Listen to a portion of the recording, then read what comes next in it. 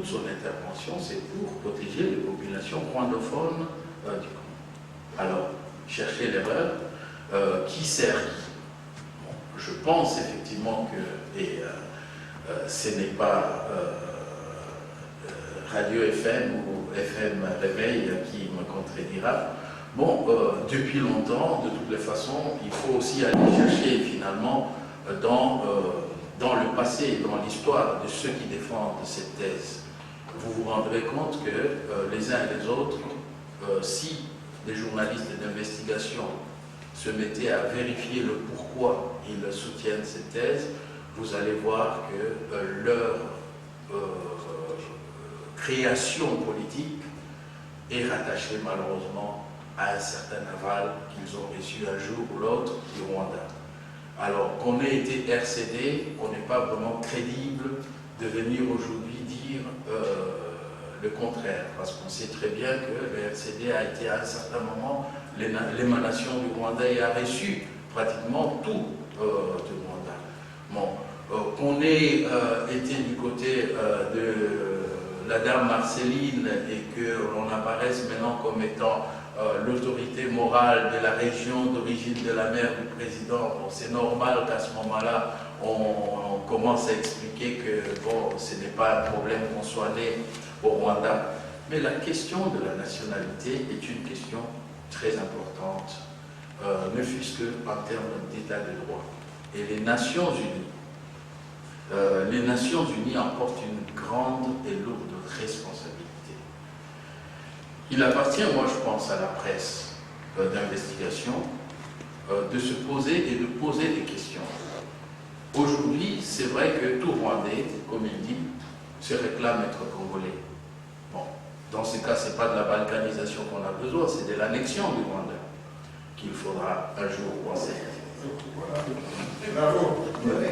Et donc, maintenant, si chaque Rwandais se réclame être congolais, il y a des réalités qui s'imposent à nous tous. La première réalité, c'est que le Congo a reçu, comme tous les États membres des Nations Unies, des réfugiés politiques. Ces réfugiés politiques étaient des réfugiés plutôt enregistrés par le Haut Commissariat pour les réfugiés. Dès le moment que c'est le Haut Commissariat pour les réfugiés qui a enregistré ces réfugiés politiques, il est de la responsabilité des Nations Unies de pouvoir montrer au gouvernement congolais la liste des réfugiés admis en 59, admis en 61, admis en 72. Si les Nations Unies ne l'offrent pas, alors à partir de ce moment-là, les Nations Unies portent une lourde responsabilité. Maintenant que Taganda nous dise qu'il est né en 73 au Rwanda, à ce que nous sachions, la dernière vague de réfugiés était en 72.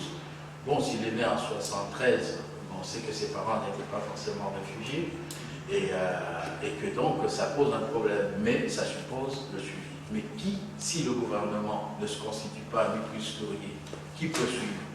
Ce ne sera pas le gouvernement congolais, dans ce cas, les ONG. Mais est-ce que les ONG sont suffisamment préparées pour ça? Donc si les ONG ne sont pas préparées pour ça, la question c'est de savoir effectivement qui défendra les victimes d'Ntaganda, à Ituri, à Goma et partout au Congo. Et si on laisse passer cette affaire, bon, quelle sera la crédibilité de la justice pénale internationale? Bon, moi, je préfère m'en arrêter là. Merci de cette intervention. Je crois que nous devons, s'il vous plaît, merci. Je vois déjà certains confrères qui sera et en plus, je ne suis pas à la Kine. Bon, voilà, il y a un confrère du journal Le Monde. Bon, je crois que notre habitude est restée. Passons aux questions-réponses. Priorité d'abord aux journalistes. Présentation et la question. La séance est ouverte. Par rapport à Maître Reti, je voulais savoir, vous avez parlé beaucoup de, disons, vous avez proposé ce que le gouvernement congolais pouvait faire par rapport au cas de Bosco Ntaganda à la CPI. Je j'aurais voulu aussi vous entendre qu'est-ce que la diaspora, la société civile congolaise, et notamment les juristes congolais qui sont à l'extérieur, peuvent faire pour aider la CPI sur les cas de Bosco Ntaganda, parce qu'on peut bien parler, mais on sait très bien que la langue officielle de l'armée au Congo, c'est le Lingala, et quelqu'un qui est général de l'armée de la République démocratique du Congo, qui ne sait même pas parler le Lingala et qui s'autorise à parler le Kinyarwanda, je crois que ça c'est vraiment narguer tout un peuple, c'est un mépris que personne ne peut accepter. Voilà. Merci Freddy. Merci beaucoup à James d'avoir organisé cette rencontre. D'abord je prolonge la question de Freddy, je m'adresse directement à Maître Reti. Maître Reti, qui t'empêche en tant que juriste expérimenté, ayant suivi ces dossiers depuis très longtemps, rappelle-toi les débats assez houleux que nous avons eus dès les débuts de la conquête du Congo par l'armée rwandaise, lorsque j'ai publié une tribune à la Croix en disant « Mais où est donc passée l'armée zaïroise ?» Qu'est-ce qui t'empêche au jour d'aujourd'hui d'organiser, de mobiliser les consciences congolaises de la diaspora, en commençant ici en France, pour qu'effectivement il y ait une présence congolaise comme amie de la Cour, non pas pour aider la Cour, non, mais c'est tout simplement pour que les droits des Congolais soient reconnus. Ça, c'est ma première question. Deuxième question, c'est une observation tout à l'heure sous forme de boutade. Tu as dit, voilà, ce n'est plus de la balkanisation, mais il faut parler de rattachement. Il y a eu des ricanements dans la salle. J'ai dit, attention, il ne faut pas ricaner. Je rappelle que les Panama étaient au départ une province de la Colombie. Ce sont les Américains qui ont corrompu les gens de cette province-là pour que cette province fasse sécession, permettant aux Américains de creuser les canaux.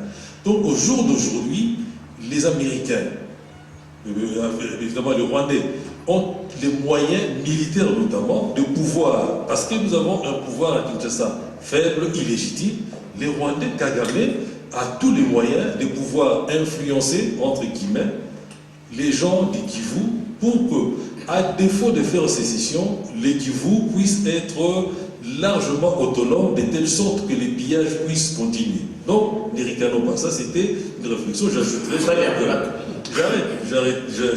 d'ailleurs que l'ONU, puisqu'il a beaucoup été question de l'ONU en 46-47 décide la création de deux États. Un État juif et un État arabe en Palestine. Jusqu'aujourd'hui, les Arabes attendent l'État. Il y a eu une création de l'État juif. Et donc, ne faisons pas aveuglement confiance en l'ONU, d'autant que nous, Congolais, nous avons des rapports compliqués avec l'ONU, tu le sais très bien. Et enfin, dernière question, quelles sont nos propres responsabilités à nous, Congolais, dans tout cela? Sur deux points, vous avez parlé de mercenaires et de la nationalité.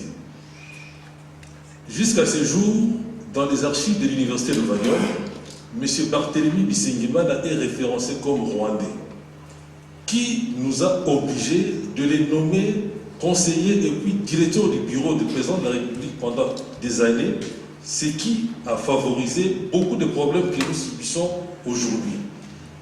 D'autre part, qui a mandaté les Congolais d'aller s'aplatir à Kigali et puis à Kampala pour avoir une aide militaire afin de conquérir le pouvoir au Congo. Donc oui, il y a la responsabilité des Américains, des Rwandais, mais je pense que pour quelqu'un d'expérimenté comme toi, il faut aussi mettre l'accent sur nos propres responsabilités, parce que nous ne pouvons pas considérer les Américains comme nos amis, je termine par la James, comme nos amis quand ils soutiennent Mobutu, et tout d'un coup les mêmes Américains deviennent nos ennemis quand ils vont fabriquer Kabila Laurent et Kabila Joseph. Il faut être à un moment cohérent et faire preuve d'intelligence politique. Et merci tu n'avances pas. Merci et on croit. Voilà, j'ai une grande question à poser là. Je suis venu un peu en retard, mais dans l'optique des questions que vient de poser Anissé. Il y a un problème central, lequel c'est l'Empire Imatouti, qui parmi nous ici a déjà entendu parler de ça. Tous. D'accord. Bon, alors, le problème fondamental, c'est celui-là. qu'est-ce que l'Empire Imatuti? L'Empire Imatuti, d'après les Tutsi rwandais, remonterait dans l'Antiquité. C'est-à-dire pour eux, ils ont ramené les problèmes qui les concernent en se basant sur l'histoire biblique. C'est quoi? Pour eux, la région de Kivu appartiendrait au roi Salomon, qu'il aurait eu une exploitation des minéraux dans l'Antiquité. Parce qu'ils s'appellent déjà des Juifs noirs, qui seraient des cousins, les Rwandais, les Tutsis spécialement, seraient des cousins des Falachas qui ont émigré en Israël. Puisque étant cousins des Falachas, donc ils sont sous couvert d'Israël. C'est pourquoi personne ne peut intenter de procès contre Paul Kagame ou ceci pour lui. Donc, les problèmes pour nous les Congolais, nous devons d'abord résoudre les problèmes de l'Empire Matouche. Parce que les Tutsis, qu'est-ce qu'ils ont fait? J'ai une question, s'il te plaît, parce qu'on a... Oui, mais c'est très important. Il y a des spécificités de nos intellectuels, de l'élite congolaise par rapport à l'élite Tutsi. Qu'est-ce qui se passe? L'élite Tutsi a 8 branches, c'est-à-dire chez eux, dans chaque domaine scientifique, politique, social, ils ont des spécialistes. Donc chaque fois que vous posez un problème, ils envoient un spécialiste dans tel domaine. Est-ce que chez nous, ça se passe de cette façon-là? Non. Donc c'est le constat terrible que j'ai fait ici. Nous devons d'abord contrer cette histoire d'Empire Imatuti, qui donne une certaine légitimité au combat que mènent les Tutsis rwandais chez nous. Très bien, Jean.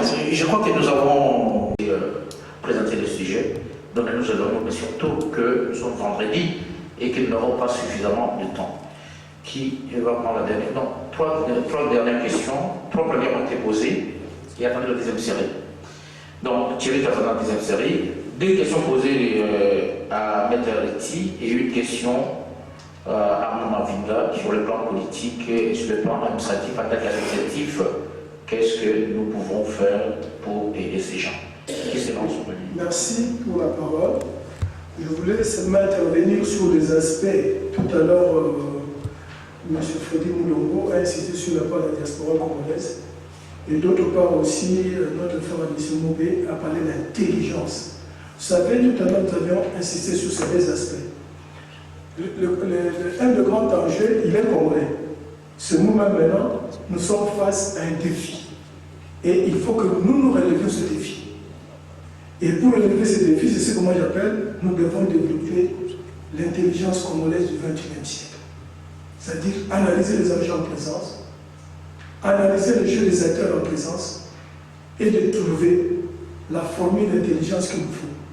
Mais comprenez qu'avec moi, toute l'intelligence qu'il faut ne se décline pas sur le lieu public. Mais nous devons trouver une intelligence congolaise, c'est ce que moi j'appelle une intelligence congolaise du XXIe siècle. Et je reviendrai quand je vais parler de la diaspora.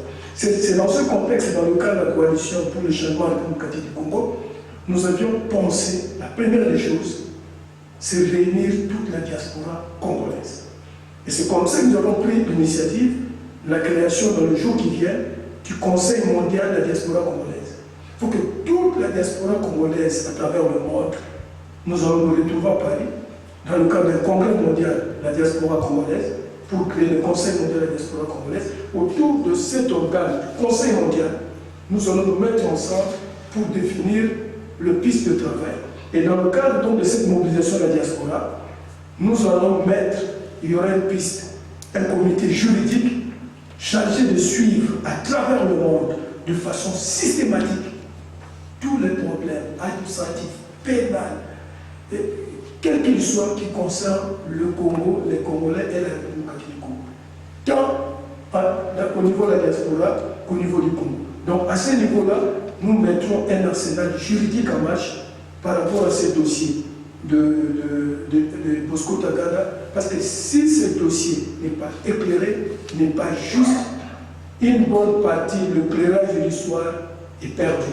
Donc nous avons le droit d'écrire, nous-mêmes comme le monde nous a demandé d'écrire l'histoire. Il ne faut pas que les autres l'écrivent à notre place. Donc la tâche du Conseil mondial de la diaspora congolaise que nous allons mettre en place, c'est d'avoir une commission juridique de pointe pour intervenir dans des dossiers comme ceux-là. Et ce ne sont pas les moyens qui manquent. même le long chemin commence toujours par un premier pas. Et nous allons mettre une commission juridique forte pour défendre les Congolais et pour aller à la CPI. Au niveau de l'intelligence, comme le dit notre ami Anissé Lopé, c'est la raison pour laquelle nous disons qu'il faut que nous mettions ensemble, que nous définissions quelle est l'intelligence que nous comptons mettre en place pour inverser la tendance. C'est comme ça que nous pensons, à la lumière des enjeux que nous avons, la culture, l'éducation et la recherche, c'est-à-dire il faut créer de nouvelles pistes de pensée politique, de nouvelles pistes de pensée géostratégique, de nouvelles pistes d'organisation sociale et de nouvelles pistes économiques et financières pour la diaspora et pour le pays. Là, je pense que ce sont des aspects que nous aborderons quand nous allons nous retrouver dans le cadre du travail stratégique qu'il faut faire, parce que ce problème de Tagala, qui est un petit aspect, la justice, mais cache, comme nous venons de le dire, tout un plan qui risque de nous projeter, je ne sais où, vers l'avant, vers l'arrière, si nous n'y prenons pas. Donc voilà ce que je voulais dire, que nous y pensons au niveau de la coalition pour le changement en République démocratique du Congo, pour la mobilisation de la diaspora et pour l'intelligence congolaise du XXIe siècle. Très bien. Merci beaucoup, maître. Assez brièvement, parce qu'il y a plusieurs questions. Parce que sur la question de l'élite Tutsi et l'élite congolaise, bon, moi, je voudrais tout simplement dire ceci sans rentrer dans la problématique qui m'a Tutsi et on finira par les bantous, les nilotiques et tout, mais on n'en finira pas. Moi, je voudrais tout simplement dire ceci. Vous savez, quand on a donné à quelqu'un, on reste, c'est la main qui donne qui est toujours au-dessus, la main qui reçoit est en bas. Personnellement, je n'ai aucun complexe ni à nourrir, ni à véhiculer sur la question de l'élite Tutsi, l'élite rwandaise en général et l'élite congolaise. Bon, parce que tout simplement, moi je sais très bien que depuis leur indépendance, ils ont été formés dans des écoles au Congo, ils ont été formés dans des universités au Congo, leur base intellectuelle c'est au Congo, donc il n'y a pas de complexe possible, il n'y avait pas de Sorbonne ni au Rwanda, non, c'est au Congo qu'ils venaient chercher cela. Bon, la question de parler de l'élite Tutsi, d'ailleurs moi je trouve que ça n'a pas de sens. Bon, on parle de l'élite rwandaise ou l'élite congolaise. Bon, l'élite rwandaise n'est pas forcément aussi brillante qu'on le pense. La seule chose, c'est seulement qu'ils sont organisés politiquement dans le cadre d'une stratégie politique bien pensée où l'homme qu'il faut est placé à la place qu'il faut. Et aujourd'hui, effectivement, ils ont pratiquement toutes les places de l'Afrique centrale, que ce soit aux Nations Unies, que ce soit à la Banque mondiale, que ce soit un peu partout. Donc, c'est une question d'organisation stratégique et politique. Donc, que ce complexe nous aide plutôt à nous dépasser, plutôt qu'à considérer qu'ils sont plus intelligents que nous. Bon, sur la question, on a essayé de savoir effectivement la responsabilité des Aïrois là encore, moi je dis, quand j'analyse très bien les actions de Mobutu au moment où il a fait venir tous ces étrangers africains chez nous, il y avait quand même ce sentiment qui était partagé par le peuple, le sentiment d'hospitalité. Il n'y a pas eu que de Rwandais qui sont venus chez nous, il y a eu des Angolais par exemple, aujourd'hui on oublie, il y a eu des Angolais, il y a eu des réfugiés de tous côtés. Mais aussi, il faut, si on va un peu plus loin, l'université Lovanium était quand même l'une des plus grandes universités en Afrique centrale qui a reçu beaucoup d'intellectuels africains. Et même, nous étions dans une situation de carence des cadres après l'indépendance, ce qui fait que la plupart de ceux qui terminaient dans nos universités avaient du travail déjà qui les attendait au Congo. Donc ça c'est le contexte qu'il faut prendre en compte. Mais s'agissant de Bisengimana, ça c'est une question de la CIA. Dans les cours de droit administratif que Bochab a reçu, que Njoli a reçu, que tous les juristes finalement du Congo ont reçu, Vundwa nous avait dit clairement que la CIA avait dit à Mobutu que s'il veut vraiment s'entourer des gens, il faut qu'il aille chercher les Rwandais ou les Bachis du Kivu. Il dit, voilà, si vous prenez, vous vous entourez de ces gens-là, vous êtes sûr au moins que vous avez des fidèles serviteurs. Mais attention, lorsque ces gens-là se retournent contre vous, c'est à coup de machette. Et ça, c'était déjà vers les années 75 que Vungawe expliquait cela. Lui-même, d'ailleurs, il s'est entouré des assistants qui étaient justement de cette origine-là. Mais cela était pratiquement un conseil de la CIA à Mobutu parce qu'il voulait éventuellement lui permettre de s'asseoir. Bon, maintenant, la question qui est retournée aux journalistes, c'est de dire, mais il y a quand même un problème assez important que tout le monde occulte presque volontairement. Wikileaks avait fait sortir le rapport qui suivait le rapport suivant les accords du M23. À côté du rapport officiel de la médiation de Obasanjo, il avait sorti un document qui était un rapport officieux qu'il a donné à Susan Rice. Et où il disait clairement à Susan Rice, c'était une erreur de mettre Kabila au Congo. Kabila n'a pas vraiment la stature pour diriger le Congo. Il fallait mettre Kagame au Congo et Kabila qui gagne. Bon, quand vous avez ça, juriste, journaliste, etc., comment est-ce que vous pouvez encore poser la question sur Taganda alors que la question est là sur le tapis? Obasanjo, médiateur, et nous ne sommes pas loin des événements parce que les M23 finalement réclament seulement la concrétisation des accords de CNDP. Bon, alors comment expliquer que c'est